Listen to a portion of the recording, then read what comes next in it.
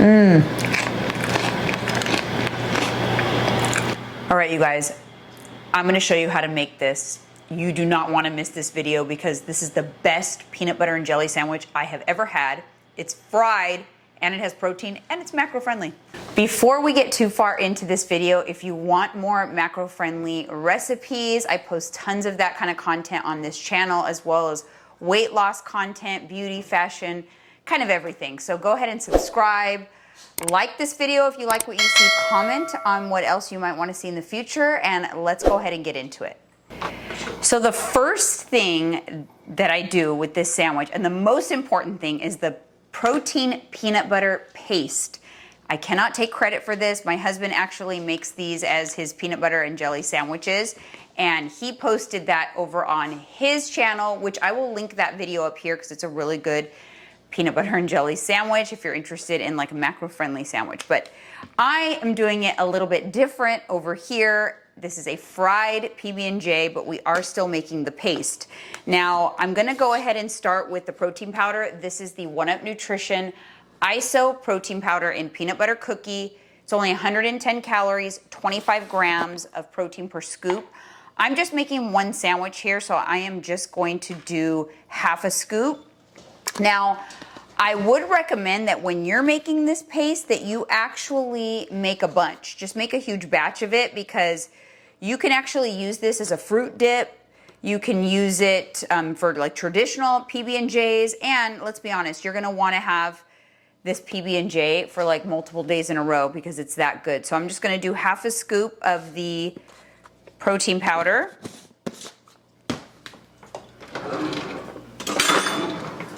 We're gonna do 1 tablespoon of this PB2 powdered peanut butter.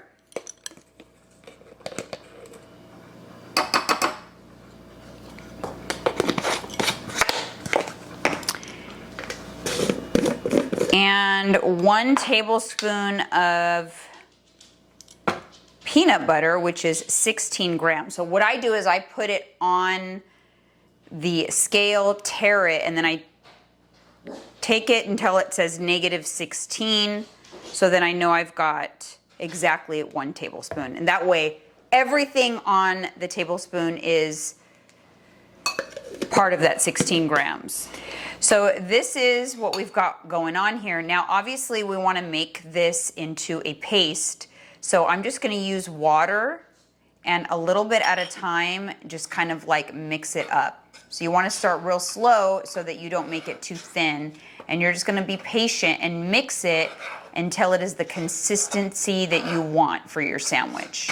So there, and you can do whatever consistency works best for you. Now, I like it a little thick and pasty like this, but if you like it a little thinner, you can put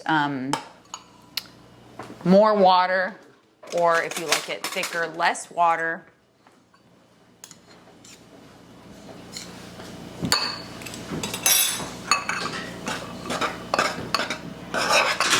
So that is a perfect amount for 1 sandwich right there. So that's your PB paste, and this is what I was talking about when I said you can use this for so many different things. So this tastes really good with like apple slices as well. But like I said, that is not what we're making today.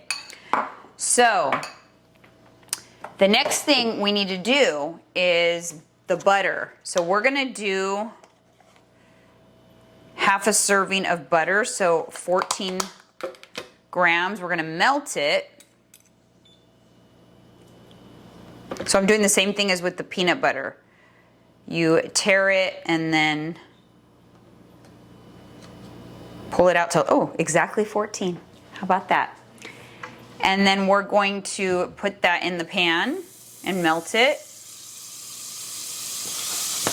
To put some of this sugar-free maple syrup in the pan as well. I would say it's about a tablespoon. And then we're gonna get 2 slices of this sourdough bread and plop it into that melty mixture, and we're gonna toast that bread and soak up all that butter. So I just kind of move it around.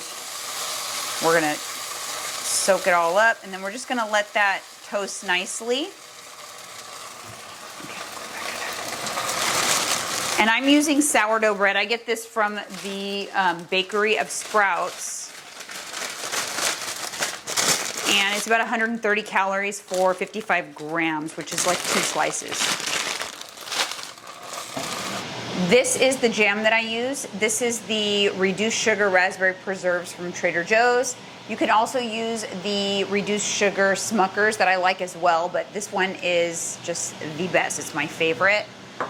So we are gonna do a tablespoon of jam. Let's check on the toast. So it's almost ready. I like it nice and toasty.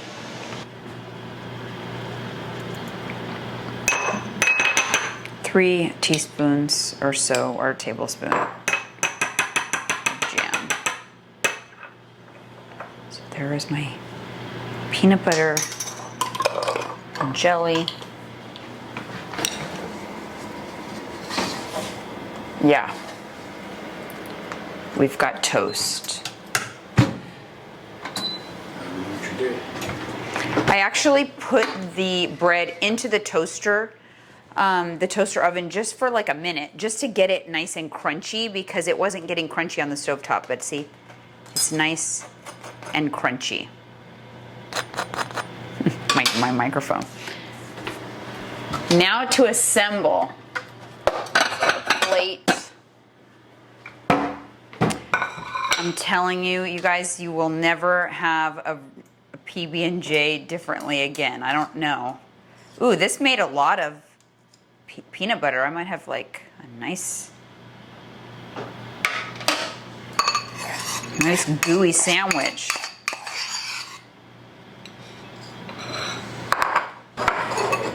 That amount that I gave you, that I said for this, could almost make 2 if you wanted to stretch it, but I just like a nice thick layer of peanut butter personally. I don't care if it spills out. It's not date food, because it's messy, and guess what? Best believe I will be licking up every last bit of that out of the bowl as well, because those are my macros in that bowl. And I'm gonna, speaking of macros, I'm putting the macros up on the screen. All right, now for the sugar-free jam. Oh my God. I'm already dying. Look at that. Let's squeeze it for good measure. Oh my goodness. Okay.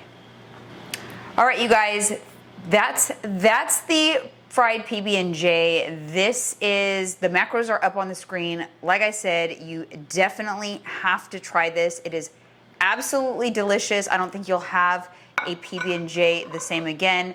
If you're not already following me on social medias, I'll put all of my social media up on the screen. And again, if you're not subscribed, get subscribed, and I'm gonna go eat my sandwich. How I actually eat something like this is I always like to even add more protein. So I'm actually going to have a bag of Legendary chips, 20 grams of protein, 150 calories. So together, this is my lunch, and I'll probably be having this every day for the next week.